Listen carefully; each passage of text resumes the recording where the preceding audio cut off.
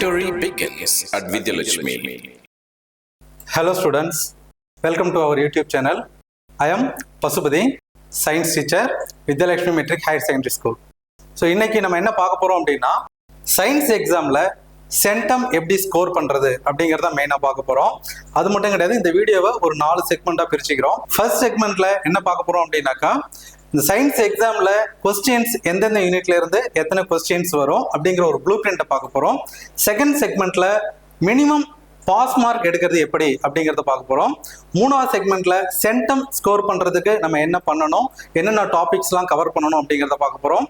கடைசியா எக்ஸாம்ல டைம் எப்படி மேனேஜ் பண்ணணும் அப்படிங்கிறத பார்க்க போறோம். ஓகே, நம்ம இப்போ வீடியோக்குள்ள போயிடலாம்.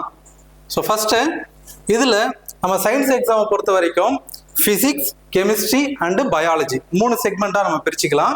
இதுல பிசிக்ஸ்ல இருந்து எந்தெந்த யூனிட்ல இருந்து எவ்வளவு கொஸ்டின்ஸ் வரும், கெமிஸ்ட்ரியில எத்தனை கொஸ்டின்ஸ் வரும், பயாலஜில எத்தனை கொஸ்டின்ஸ் வரும் அப்படிங்கறத பார்க்கலாம். முதல்ல கொஸ்டின் பேப்பர் பேட்டர்ன் பாத்தீங்க அப்படின்னா 1 மார்க்ல 12 கொஸ்டின்ஸ் கேக்குறாங்க, 2 மார்க்ல 10 கொஸ்டின்ஸ், 4 மார்க்ல 10 கொஸ்டின்ஸ், 7 மார்க்ல 3 கொஸ்டின்ஸ். இந்த 3 கொஸ்டின்ஸ் பாத்தீங்கன்னா எய்தர் ஆர் டைப்ல இருக்கும். ஸோ இப்படிதான் நம்ம கொஸ்டின் பேட்டர்ன் இருக்க போகுது.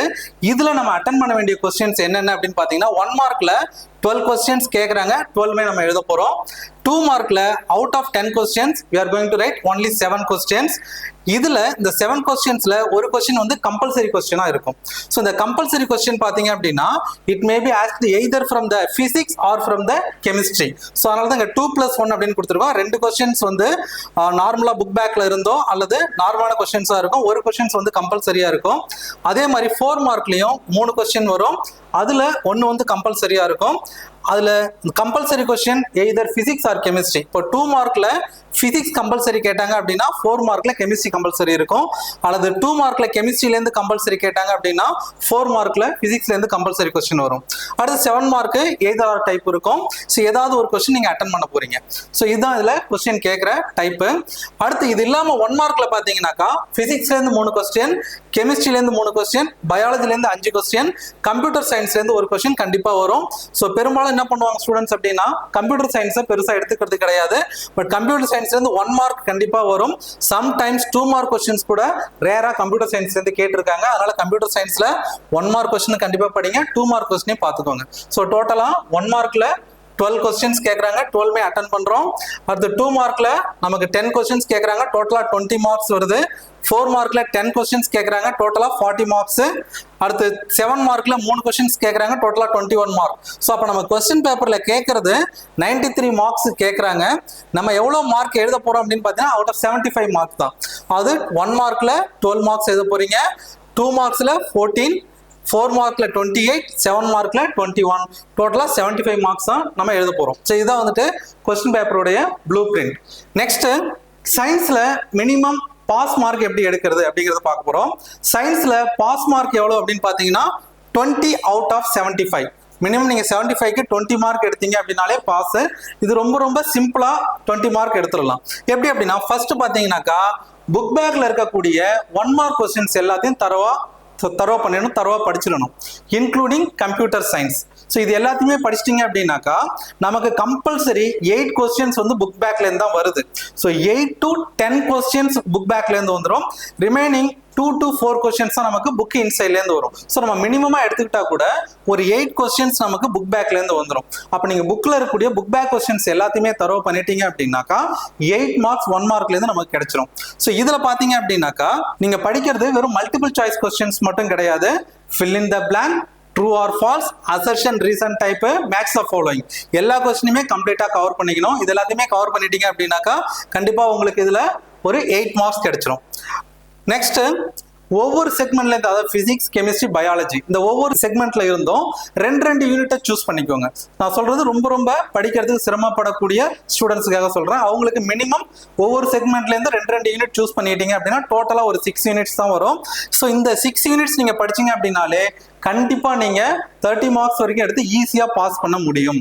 ஸோ எப்படின்னு பாருங்க, இப்போ இதுல என்னென்ன யூனிட் சூஸ் பண்ணணும் அப்படிங்கறது நான் சொல்லியிருக்கிறேன். இதை நான் எதை பேஸ் பண்ணி எடுத்திருக்கேன் அப்படின்னா இது வரைக்கும் நம்ம ஒரு 2020ல இருந்து 2025 வரைக்கும் நடந்த எக்ஸாம்ஸ்ல இந்த கொஸ்டின் பேப்பரை நம்ம பார்க்கும் பொழுது 7 மார்க் கொஸ்டின் ரிப்பீட்டடா எந்த யூனிட்ல இருந்து வந்திருக்கோ அந்த யூனிட் தான் உங்களுக்கு நான் சூஸ் பண்ணி கொடுத்துருக்கேன்.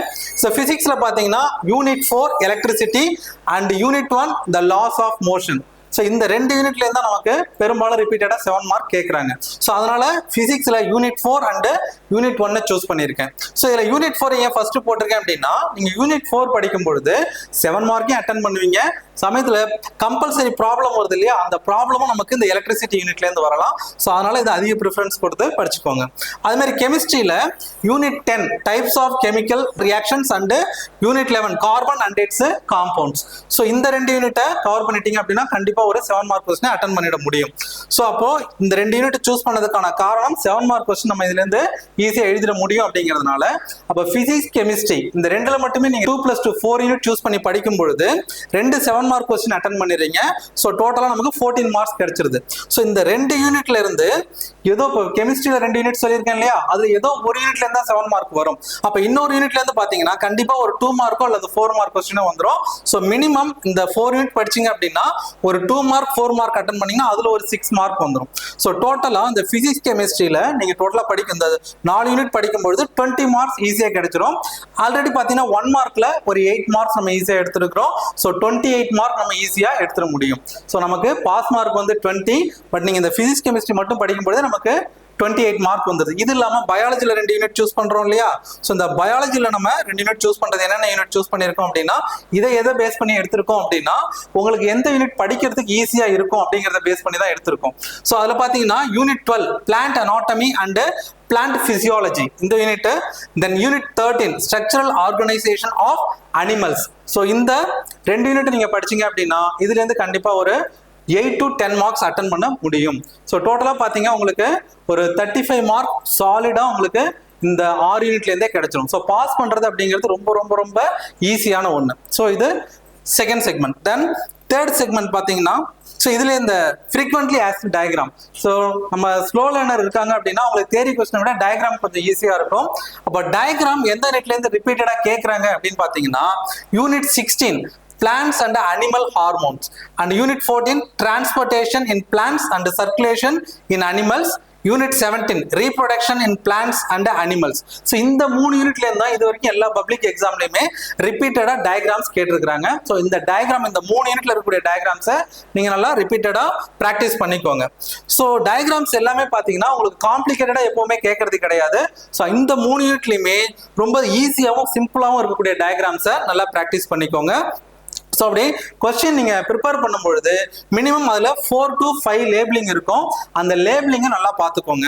ஸோ அப்போ இதுல கொஸ்டின் எப்படி கேட்கறாங்க அப்படின்னு பாத்தீங்கன்னாக்கா, டயக்ராமை எப்படி கேட்கலாம் அப்படின்னா, டயக்ராம் கொடுத்துட்டு அதை உங்களே லேபிள் பண்ண சொல்லலாம். இது ஒரு டைப். ரெண்டாவது, ஐடென்டிஃபை த பார்ட்ஸ் ஏபிசிடி, அதாவது டயக்ராம் அவங்களே கொடுத்துருவாங்க. அதுல ஏபிசிடி அப்படின்னு பார்ட்டை மென்ஷன் பண்ணியிருப்பாங்க. அதுல வாட் இஸ் ஏபிசிடி அப்படிங்கறத நீங்க மென்ஷன் பண்ணணும். ஸோ இந்த மாதிரியும் கேட்கலாம். Sometimes you may be asked to draw the diagram and mention the parts. நீங்களே டயக்ராமை டிரா பண்ணி லேபிள் பண்ற மாதிரி கேட்கலாம். ஸோ இந்த 3 டைப்பாவும் நமக்கு டயக்ராம் கேட்கலாம். டயக்ராம் 2 மார்க் தான் வரும். ஓகேவா? ஸோ நீங்க இது வரைக்கும் பார்த்தாலே கண்டிப்பா ஷியோர்டா ஒரு 35 மார்க்ஸ் ஸ்கோர் பண்ண முடியும். So next, how to score centum. Centum எடுக்கிறது பாத்தீங்கன்னாக்கா 10th சயின்ஸை பொறுத்த வரைக்கும் ரொம்ப ரொம்ப ஈஸி. ஸோ இதுக்கு மெயினா நம்ம என்ன பண்ணணும் அப்படின்னா, எல்லா யூனிட்லயுமே புக் பேக்ல இருக்கக்கூடிய எல்லா கொஸ்டினையும் தரவா படிச்சிடணும். புக் பேக் கொஸ்டின் நீங்க தரவா படிச்சிட்டீங்க அப்படின்னாலே 95% ஆஃப் கொஸ்டின்ஸை நம்மளால ஈஸியா அட்டன் பண்ண முடியும். ஏன்னா சயின்ஸை பொறுத்த வரைக்கும் 10th ஸ்டாண்டர்டை பொறுத்த வரைக்கும் நமக்கு மோஸ்ட்லி புக் பேக்ல இருந்தா கொஸ்டின்ஸ் எடுக்கிறாங்க. ஸோ ரிமைனிங் 5% எங்க எடுக்கிறாங்க அப்படிங்கறத நம்ம ஐடென்டிஃபை பண்ணிட்டோம் அப்படின்னாலே ஈஸியா சென்டம் எடுத்துட முடியும். அப்போ first task we have to complete the book back question. So அப்போ இந்த ட்விஸ்ட் எங்க வைக்கிறாங்க அப்படின்னு பாத்தீங்கன்னா, ஒன்னு வந்து கம்பல்சரி. ஸோ அதுதான் கிரியேட்டிவா கேட்பாங்க. அப்போ கம்பல்சரி கொஸ்டின்ஸ் எங்க இருந்து எடுக்கிறாங்க அப்படிங்கிறத நம்ம தெரிஞ்சுக்கணும். ரெண்டாவது 1 மார்க். பெரும்பாலும் 1 மார்க் கொஸ்டின் பாத்தீங்கன்னா பயாலஜில இருந்து தான் நமக்கு புக் இன்சைட்ல இருந்து கேட்கறாங்க. ஸோ அது எங்க இருந்து என்னென்ன படிக்கணும் அப்படிங்கறத நம்ம இப்போ தெரிஞ்சுக்கிட்டோம் அப்படின்னாலே சயின்ஸ்ல ஈஸியா சென்டம் எடுத்துட முடியும். ஸோ இதுல ஃபர்ஸ்ட் பாத்தீங்கன்னா கம்பல்சரி கொஸ்டின் எங்க இருந்தெல்லாம் எடுக்கிறாங்க அப்படின்னு பாத்தீங்கன்னா, பெரும்பாலும் இது வரைக்கும் நம்ம பார்த்த கொஸ்டின் பேப்பர்ல கம்பல்சரி கொஸ்டின்ல கேட்கறது ப்ராப்ளம்ஸ் தான் கேட்கறாங்க. அந்த ப்ராப்ளம்ஸும் பாத்தீங்கன்னா 90% எங்க இருந்து எடுக்கிறாங்க அப்படின்னா புக்கு உள்ளார இருக்கக்கூடிய எக்ஸாம்பிள் ப்ராப்ளம்ஸ் தான் எடுக்கிறாங்க. ஸோ நீங்க எக்ஸாம்பிள் ப்ராப்ளம்ஸை நல்லா தரோ பண்ணிட்டீங்க அப்படின்னாலே கண்டிப்பா 90% அஷ்யூர்டா கம்பல்சரி கொஸ்டினை அட்டன் பண்ணிட முடியும். நம்ம பெரும்பாலும் என்ன பண்ணுவோம் அப்படின்னா புக் பேக்ல இருக்கிற கொஸ்டின்லாம் தரவு பண்ணிடுவோம், பட் உள்ள இருக்கிற எக்ஸாம்பிள்ஸை அலட்சியமா விட்டுடுவோம். பட் நமக்கு கம்பல்சரியில பெரும்பாலும் கேட்கறது எல்லாமே பாத்தீங்கன்னா எக்ஸாம்பிள் ப்ராப்ளம்ஸ், பிசிக்ஸ் கெமிஸ்ட்ரி இந்த ரெண்டுல இருக்கக்கூடிய எக்ஸாம்பிள் ப்ராப்ளத்தை நல்லா தரவா பார்த்துக்கோங்க. ஸோ அதுக்காக புக் பேக்ல இருந்து கேட்க மாட்டாங்க அப்படிங்கிறது கிடையாது. புக் பேக்ல கேட்கறதுக்கான வாய்ப்பு குறைவா இருக்கு. எக்ஸாம்பிள் ப்ராப்ளத்துல இருந்து அதிக அளவுல கேட்கறாங்க. ரெண்டாவது IUPAC நாமன்கிளச்சர் யூனிட் 11 இருக்கு இல்லையா, கார்பன் அண்ட் இட்ஸ் காம்பவுண்ட்ஸ்ல IUPAC நாமன்கிளச்சர் இருக்கும். ஸோ இந்த IUPAC நாமன்கிளச்சர்ல இருந்து கேட்கலாம், 2 மார்க்ல தான் வரும். Then hard questions, so higher order thinking அப்படின்னு சொல்லுவோம். இது நமக்கு புக் பேக்லேயே இருக்கு, புக் பேக்லேயே கவர் ஆயிடுது. இருந்தாலும் ஒரு தடவை ரிப்பீட்டடா இங்க ஸ்ட்ரெஸ் பண்ணி சொல்றோம் ஹார்ட் கொஸ்டின்ஸ். இதுல இருந்து நமக்கு கம்பல்சரி கொஸ்டின் கேட்கலாம். ஸோ கம்பல்சரி கொஸ்டின் மோஸ்ட்லி இந்த ஏரியாவில இருந்து கேட்கறதுக்கான சான்சஸ் தான் ரொம்ப அதிகமா இருக்கு. நெக்ஸ்ட் 1 மார்க் எங்க இருந்து எடுக்கலாம் அப்படின்னு பாத்தீங்கன்னாக்கா, பிசிக்ஸ்ல இந்த சிம்பிள் ஃபார்முலாஸை யூஸ் பண்ணி சின்ன சின்ன ப்ராப்ளமா கேட்கலாம். ஸோ எக்ஸாம்பிள் பார்த்தீங்கன்னா எலக்ட்ரிசிட்டியில் பார்த்தீங்கன்னாக்கா, the work done in moving a charge of 10 coulomb across 2 points in a circuit is 100 joule. What is the potential difference between the points? இது ஒரு சிம்பிளான ஃபார்முலா யூஸ் பண்ணி சால்வ் பண்ணக்கூடிய ப்ராப்ளம். ஸோ நாங்கள் எதுக்கும் solution சொல்லலை, ஜஸ்ட் உங்களுக்கு question எந்த மாடலில் கேட்குறாங்க அப்படிங்கிறத சொல்லியிருக்கோம். ஸோ நீங்கள் கொஸ்டின் மாடல் பார்த்துக்கோங்க. ஸோ ஃபர்ஸ்ட் என்ன பண்ணுறீங்க, 1 மார்க் கவர் பண்ணும் பொழுது புக் பேக்கை தவிர்த்து நீங்க உள்ளார படிக்க வேண்டியது இந்த பிசிக்ஸ்ல இருக்கக்கூடிய சின்ன சின்ன ஃபார்முலாஸ் எல்லாத்தையும் தரவா ஞாபகம் வச்சுக்கோங்க. அதை பேஸ் பண்ணி வரக்கூடிய கால்குலேஷன்ஸ் 1 மார்க்ல கேட்கலாம். அடுத்து கெமிஸ்ட்ரியில பாத்தீங்கன்னா molar mass and number of moles base பண்ணி கால்குலேஷன்ஸ் கேட்கலாம். இப்போ பாத்தீங்கன்னா the gram molecular mass of water, வாட்டருடைய கிராம் மாலிகுலர் மாஸ் கால்குலேஷன் இருக்கு இல்லையா, அதை பேஸ் பண்ணி கேட்கலாம். இதுல ரொம்ப சிம்பிளான கொஸ்டின் தான், 18 கிராம் சொல்லுவோம். அடுத்து pH பேஸ்டு கால்குலேஷன்ஸ். ஸோ இந்த pH பேஸ்டு கால்குலேஷன் பாத்தீங்கன்னா கம்பல்சரிலையும் கேட்கறதுக்கு சான்சஸ் இருக்கு, 1 மார்க்லையும் கேட்கறதுக்கான சான்சஸ் இருக்கு. ஏன்னா ரொம்ப சிம்பிளான ப்ராப்ளம் இது. ஸோ 1 மார்க்லையும் கேட்கலாம். ஸோ ஃபார் எக்ஸாம்பிள் கொஸ்டின் எப்படி கேட்கலாம் pH பேஸ்டு அப்படின்னு பாத்தீங்கன்னா, the pH of an acid solution is 2.5, then the pOH of the solution is what? So இதுக்கான ஆன்சர்ஸை நீங்க ப்ரிப்பேர் பண்ணி கமெண்ட்ஸ்ல கொடுங்க, செக் பண்ணலாம். நெக்ஸ்ட் வேற என்ன பார்க்கலாம் அப்படின்னு பார்த்தீங்கன்னா types of molecules or types of chemical reactions. So இது ரொம்ப ரொம்ப முக்கியம். இந்த types of molecule and types of chemical reactions இருக்கு இல்லையா, இதுல நான் உங்களை 10th யூனிட் ப்ரிப்பேர் பண்ண சொல்லியிருப்பேன் கெமிஸ்ட்ரியில. ஸோ அதுல பாத்தீங்கன்னா இந்த டைப்ஸ் ஆஃப் கெமிக்கல் ரியாக்ஷன்ஸும் இன்க்ளூட் ஆகும். இந்த டைப்ஸ் ஆஃப் கெமிக்கல் ரியாக்ஷன்ஸை பேஸ் பண்ணி நியூமரஸ் நம்பர் ஆஃப் கொஸ்டின்ஸ் கேட்கலாம். ஸோ அதனால இந்த டாபிக் நல்லா பார்த்துக்கோங்க, types of chemical reactions. So இதுல எக்ஸாம்பிள் ஒன்று பார்த்தீங்கன்னா கொஸ்டின் எப்படி கேட்கலாம் அப்படின்னா, if a molecule is made of similar kind of atom then it is called a dash molecule. So இதுக்கான ஆன்சரும் நீங்க கமெண்ட்ஸ்ல சொல்லுங்க. The next applications based questions, uses. நம்ம ஒவ்வொரு யூனிட்லயும் பாத்தீங்கன்னாக்கா ஒவ்வொரு கெமிக்கல்ஸ் அல்லது அல்லாய்ஸ் இதெல்லாம் இருக்கு இல்லையா, அதோட யூசஸ் கொடுத்துருப்பாங்க. அந்த யூசஸ்ல இருந்து ஒரு கொஸ்டின் கேட்கலாம். ஸோ எக்ஸாம்பிள் பார்த்தீங்கன்னா alloy used in manufacture of pressure cookers, pressure cooker மேனுஃபேக்சரிங்ல யூஸ் பண்ணக்கூடிய அல்லாயினுடைய நேம். ஸோ அது கேட்கலாம். ஸோ இதெல்லாம் வந்துட்டு கம்பல்சரி 1 மார்க்ல கேட்கறதுக்கான பாசிபிலிட்டி இருக்கக்கூடிய கொஸ்டின்ஸ். இந்த next nuclear decay based question. So 6th unit இருக்கு இல்லையா, அதுல இருந்து ஒரு கொஸ்டின் கேட்கலாம். ஸோ இதுல ஒன் ஆஃப் த எக்ஸாம்பிள் பார்த்தீங்கன்னா, in which of the following reaction the mass number decreases by 4 of the daughter nucleus? So இதுல option alpha decay, beta decay, gamma decay and neutron decay. So இதை base பண்ணி questions கேட்கலாம். So mostly பார்த்தீங்க அப்படின்னாக்கா, so இந்த மாதிரி calculation based question தான் எங்க வருதுன்னு பார்த்தீங்கன்னா 1 மார்க்ல நமக்கு கிரியேட்டிவ் கொஸ்டினா கேட்கறாங்க. Then calculation of current using charge. So இதை பேஸ் பண்ணி கேட்கலாம். எக்ஸாம்பிள் பார்த்தீங்கன்னா charge of 12 coulombs flows through a bulb in 5 seconds. What is the current through the bulb? So இந்த மாதிரி சின்ன சின்ன ஃபார்முலாஸ் யூஸ் பண்ணி கேட்கக்கூடிய கொஸ்டின்ஸ் தான் அதிகமா இருக்கு. ஸோ இதை தவிர்த்து வேற என்னெல்லாம் பார்க்கணும் அப்படின்னு பார்த்தீங்கன்னாக்கா, பாக்ஸஸ் கொடுத்துருப்பாங்க. சில இடங்களில் பார்த்தீங்கன்னா more to know, do you நோன்னு இருக்கும். அதை தவிர்த்து எதுவுமே டாபிக் இல்லாமல் ஒரு சில பாக்ஸஸ் கொடுத்துருப்பாங்க. அந்த பாக்ஸஸ்ல இருக்கக்கூடிய கண்டென்ட் படிச்சுக்கோங்க. தென் டேபிள்ஸ்ல பாத்தீங்கன்னாக்கா இப்போ pH ஆஃப் செட்டன் சொல்யூஷன்ஸ் கொடுத்துருப்பாங்க. ஸோ என்னென்ன சப்ஸ்டன்ஸுக்கு என்னென்ன pH வேல்யூ இருக்கு அப்படிங்கிறத நம்ம படிச்சுக்கணும். ஸோ இந்த பாக்ஸ் அண்ட் டேபிள்ஸ்ல இருந்து ஒரு கொஸ்டின் கேட்கலாம். அடுத்து சயின்டிஸ்டோட நேம். பயாலஜில பாத்தீங்க அப்படின்னாக்கா சயின்டிஸ்டோட நேம் யூஸ் பண்ணி ஒரு கொஸ்டின் கேட்கலாம். ஸோ பயாலஜில தான் மோஸ்ட்லி இந்த more to know and do you நோல இருந்து 1 மார்க் கொஸ்டின் கேட்கறாங்க. அதனால பயாலஜில இருக்கக்கூடிய more to know and do you know இது எல்லாத்தையுமே தரவு பண்ணிட்டீங்க அப்படின்னா ஒரு 90% நீங்க இந்த 1 மார்க் கொஸ்டின் எல்லாத்தையுமே அட்டன் பண்றதுக்கான சான்சஸ் ஈஸியா இருக்கு. ஸோ அதனால அதை நல்லா தரவு பண்ணிக்கோங்க. ஸோ எக்ஸாம்பிள் பார்த்தீங்கன்னா இந்த 2 கொஸ்டின் ரிப்பீட்டடா பப்ளிக் எக்ஸாம்ல ஒரு 3 times கேட்டிருக்கிறாங்க. The heart of fishes possess dash chambers. இது அந்த டூயினோல இருக்கக்கூடிய ஒரு கொஸ்டின்.